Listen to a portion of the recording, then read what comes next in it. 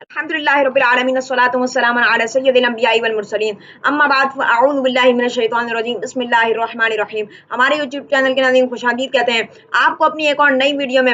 और ये जो वीडियो है वो हज़रत सैयदना फारूक आज़म रज़ियल्लाहु ताला अन्हु के उर्स के मौके पर है। जैसा कि आपको मालूम होगा कि आज जो हज़रत उमर फारूक आज़म रज़ियल्लाहु ताला अन्हु का यौम उर्स है, तो इसी मुनासिबत से आज की जो वीडियो है वो हज़रत फारूक आज़म रज़ियल्लाहु ताला अन्हु की सीरत पर है, आपके औसाफ पर है, आपकी करामात पर है, आपके नाम और नसब और आपका हुलिया भी आज की हमारी इस वीडियो में बताया जाएगा। तो नाज़रीन, हमारी जो ये वीडियो है उसमें ये जो है वो 4 सेगमेंट्स पर मुश्तमिल होगी।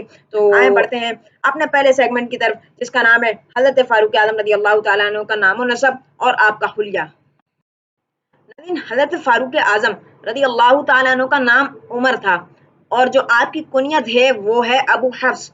आपका जो लक़ब है वो है फारूक आज़म और आपके वालिद का नाम है खत्ताब, आपकी वालिदा का नाम हंतमा था। और जो आपकी वालिदा थी ना नाज़रीन, वो हशाम बिन मुगीरा की बेटी यानी जो है वो अबू जहल की बहन थी।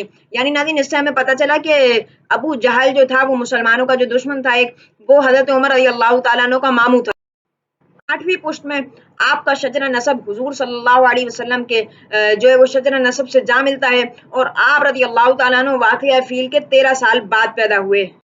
और नाज़रीन, आप जो है वो उस वक्त इस्लाम लाए कि जब जो है इस्लाम में 40 मर्द और 11 औरतें दाखिल हो चुकी थी। तो नाज़रीन, ये तो हज़रत फारूक आज़म रज़ियल्लाहु ताला अन्हु का नाम और नसब था। आए बढ़ते हैं हज़रत फारूक आज़म रज़ियल्लाहु ताला अन्हु के हुलिये की तरफ। हज़रत ज़िर रज़ियल्लाहु ताला अन्हु फरमाते हैं कि हज़रत फारूक आज़म रज़ियल्लाहु ताला अन्हु का हुलिया कुछ इस तरह था कि आपका जो रंग मुबारक था, यानी जो कलर था आपकी बॉडी का, वो गंदुमी रंग का था। और जो आप रज़ियल्लाहु ताला अन्हु के बाले मुबारक थे वो खूद सर पे जो है ना खोद पहनने की वजह से गिर गए थे। आप रज़ियल्लाहु ताला अन्हु का जो कद था वो काफी लंबा था और मजमे में आप रज़ियल्लाहु ताला अन्हु सबसे ऊंचे मालूम होते हैं। ऐसा लगता है कि आप है ना किसी जानवर पर सवार हैं। नाज़रीन, ये था हमारा पहला सेगमेंट हज़रत फारूक आज़म रज़ियल्लाहु ताला अन्हु का नाम और नसब और आप रज़ियल्लाहु ताला अन्हु का हुलिया।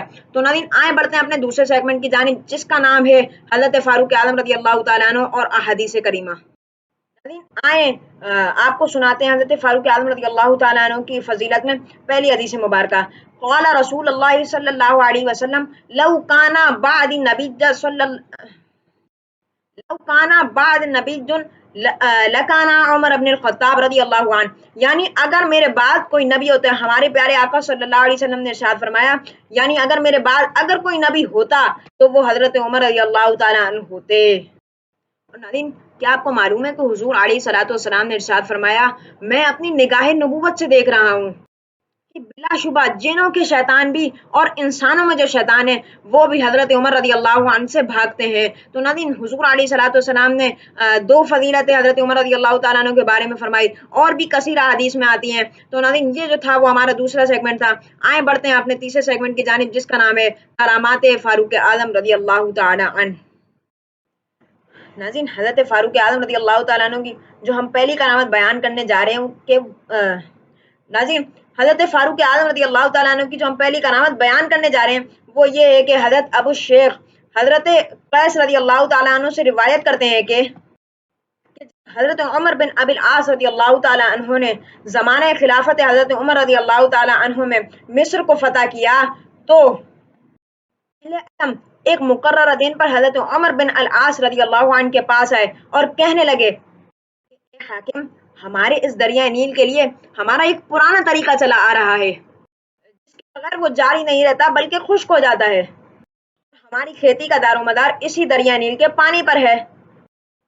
उमर रज़ियल्लाहु ताला अन्हु ने उनसे दरियाफ्त किया कि दरिया नील के भाई जारी होने का वो जो पुराना तरीका है वो क्या है? उन्होंने कहा कि जब उस महीने की चांद की 11वीं तारीख आती है ना, तो हम लोग कुंवारी और जवान लड़की को मुंतखब करके उसके माँ बाप को राजी करते हैं, फिर उसे बेहतरीन किस्म के जेवरात और कपड़े पहनाते हैं, उसके बाद लड़की को दरिया नील में डाल देते हैं। तो ये बातें सुनकर हजरत उमर बिन अल आस रज़ियल्लाहु अन्हु ने फरमाया, ये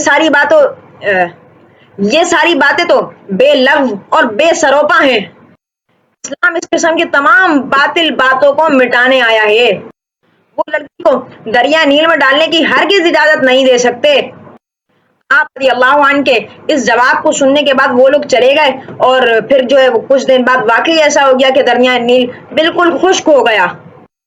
پھر ماجرا بات یہاں تک پہنچ گئی کہ بہت سے جو لوگ تھے وہ دریائے نیل کے خشک ہونے کی وجہ سے وطن چھوڑنے پر آمادہ ہو گئے. حضرت عمر بن العاص رضی اللہ عنہ نے یہ معاملہ دیکھا تو ان سارے حالات پر حضرت عمر فاروق اعظم رضی اللہ عنہ کو مطلع کیا.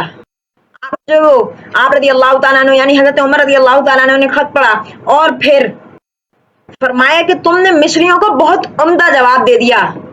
بے شک اسلام اس قسم کی تمام بے لغو اور بے سروپا باتوں کو مٹانے آیا ہے. میں اس خط کے ہمراہ ایک رقعہ روانہ کر رہا ہوں، تم اسے دریائے نیل میں ڈال دینا. حضرت عمر بن العاص رضی اللہ عنہ کے پاس پہنچا تو آپ نے اس میں لکھا ہوا پایا من عبد اللہ العمر امیر المؤمنین الى نیل مصر فإن كنت تجری من قبلک فلا تجری فإن كان اللہ یجریک اللہ الواحد القہار یجریک. یعنی اللہ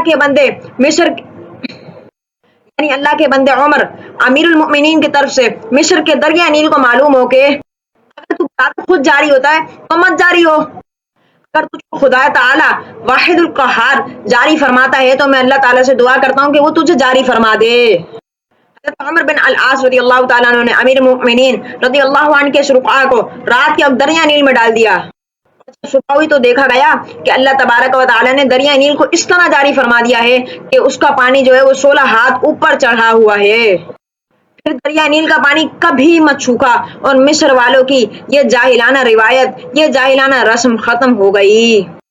حضرت عمر رضی اللہ عنہ کی کرامت ہے کہ آپ نے دریائے نیل کو خط لکھا اور وہ دریائے نیل جو ایک بغیر کنواری لڑکی کو اس میں ڈالے کبھی جو ہے وہ جاری نہ ہوا کرتا تھا. حضرت عمر رضی اللہ عنہ کے ایک خط سے اللہ تعالیٰ سے دعا پر ہمیشہ کے لیے جاری ہو گیا. اس سے معلوم ہوا کہ آپ بحر و بر پر حکومت فرماتے تھے. ناظرین یہ تھا ہمارا تھرڈ سیگمنٹ یعنی کرامت فاروق اعظم رضی اللہ عنہ. تو آئیں بڑھتے ہیں اپنے چوتھے اور لاسٹ سیگمنٹ کی طرف جس کا نام ہے شہادت فاروق اعظم رضی اللہ عنہ. جس کا نام ہے شہادت فاروق اعظم رضی اللہ عنہ. آپ کی شہادت کا واقعہ کچھ اس طرح ہے کہ بخاری شریف میں آتا ہے کہ حضرت عمر رضی اللہ تعالیٰ عنہ نے دعا کی کہ اے اللہ تبارک و تعالی مجھے اپنی راہ میں شہادت عطا فرما اور اپنے حبیب صلی اللہ علیہ وسلم کے شہر میں موت نصیب فرما.